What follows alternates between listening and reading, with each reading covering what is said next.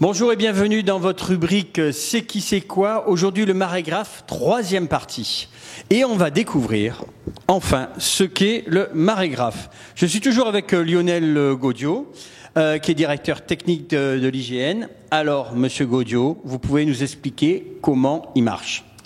Alors comment il marche? Il est en trois parties en fait. Les trois parties qui sont derrière nous, il y a une poulie qui est reliée au flotteur qui est dans le puits qu'on a vu juste avant. Donc cette poulie va transformer le mouvement du flotteur en un mouvement horizontal qui va faire fonctionner l'ensemble de l'appareil. Donc il y a une deuxième partie qui est juste derrière moi qui est là avec une horloge et une partie enregistreuse. Donc la partie enregistrement, c'est ces cylindres qui supportaient en fait, les rouleaux de papier sur lesquels étaient enregistrés les marégrammes. Donc le marégraphe, c'est l'appareil. Les marégrammes, c'est les rouleaux sur lesquels a été tracé le niveau de la mer.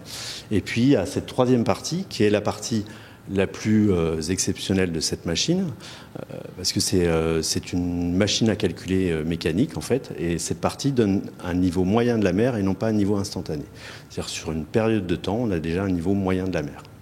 En quoi cette machine est extraordinaire et unique au monde? Alors, elle est extraordinaire déjà effectivement parce qu'elle est unique au monde.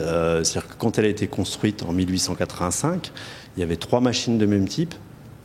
C'est une machine qui a été construite en Allemagne, à Hambourg.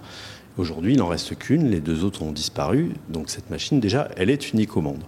En plus, elle est extraordinaire parce qu'elle a servi à définir le niveau zéro de l'ensemble des altitudes françaises, niveau zéro qui est encore utilisé aujourd'hui. Voilà, et elle est extraordinaire parce qu'elle est ici à Marseille. Alors pourquoi Marseille justement?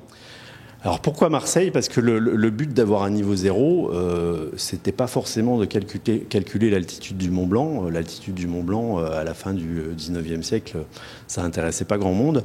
C'était plutôt un problème d'aménagement du territoire et de calcul de pente. Donc il fallait un niveau zéro et ensuite il fallait un réseau de repères de nivellement sur l'ensemble du territoire français.